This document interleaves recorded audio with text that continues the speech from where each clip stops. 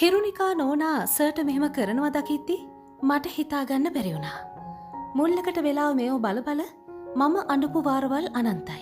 ගේ ඇතුලේ සිද්ධ වුණු දේවල් ඔක්කොම අද මම හෙලි කරනවා. හිරුනිකා සිය සැමියත් සමග දික්කසාද වෙනවත් එක්කම නිවසේ කාලයක් සේවය කරපු මෙහෙකාරිය විසින් මෙසේ ආන්දෝලනාත්මක හෙළිතරව්වක් සිදු කොට තිබුණා. උපුටා ගැනීම. හිරුනිකා නෝනලයි ගෙදර මම අවුරුදු ගාණක් සේවය කළා.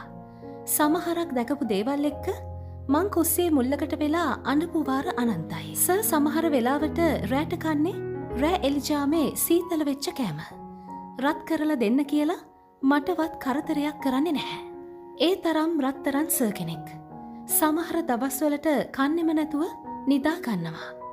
නෝනා එනකන් සර් කොච්චරනම් නිදි මරාගෙන ඉන්න ඇතිද? තුන්වෙනි බබා හම්බෙන්න ඉඳද්දි නෝනට ගොඩක් අමාරු වුණා.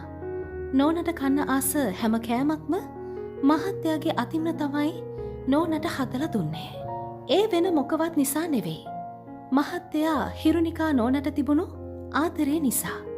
හිරුනිකා නෝනා බිසී නිසා එයා වැඩ ඉවර කරලා එනකම්ම සර් රැට කන්නේ නැහැ. නෝනා ආවට පස්සේ දෙන්නම එකට තමයි කන්නේ.